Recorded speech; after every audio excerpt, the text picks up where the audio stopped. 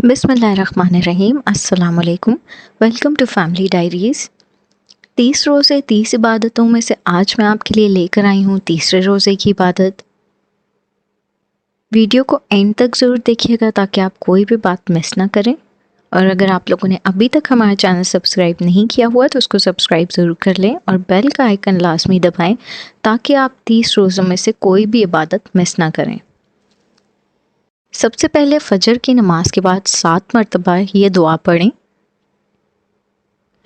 हज़रत मारूफ करखी रहमतुल्लाह अलैह फरमाते हैं, जब यहूद हज़रत ईसा अलैहिस्सलाम को कत्ल करने के लिए जमा हुए तो अल्लाह ताला ने हज़रत जिब्राईल अलैहिस्सलाम को आप अलैहिस्सलाम की तरफ उतारा, जबकि आप अलैहिस्सलाम के परों के अंदरूनी जानिब में ये दुआ लिखी हुई थी। तो हज़रत ईसा अलैहिस्सलाम ने ये कलमात पढ़े तो अल्लाह ताला ने हज़रत जिब्राईल अलैहिस्सलाम की तरफ वही फरमाई कि मेरे बंदे ईसा अलैहिस्सलाम को मेरी तरफ उठा लाओ। इस दुआ को पढ़ने वाला हर मुसीबत, मुश्किल और परेशानी से निजात पाएगा।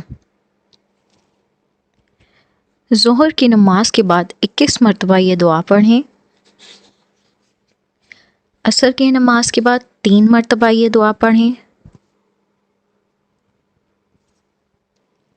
इस दुआ को पढ़ने वाले के इंशाअल्लाह अल्लाह गुनाह माफ़ फरमाएगा। मग़रिब की नमाज के बाद 21 मरतबा या ज़ुल जलाल वल इकराम पढ़ें। नमाज तरावी के बाद 3 मरतबा ये दुआ पढ़ें। इसके बाद 3 मरतबा ये दुआ पढ़ी जाए। इसके बाद जो कोई भी दुआ मांगी जाएगी इंशाअल्लाह अल्लाह ताला ज़रूर कबूल फरमाएगा। रात को सोने से पहले या रब्बे या रहमानो या रहीमो या हय्यो या क़य्यूमो बिरहमतिका अस्तगीसो पढ़ें।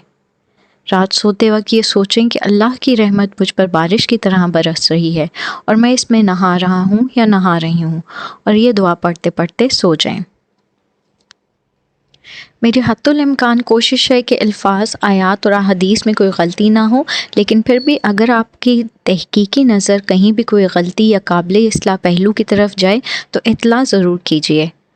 ख़ुद भी इन दुआओं को पढ़ें। दुखी दोस्त अहबाब में ज़रूर इस वीडियो को शेयर करें। अल्लाह आपकी, मेरी और तमाम लोगों की इबादत को कबूल फरमाए।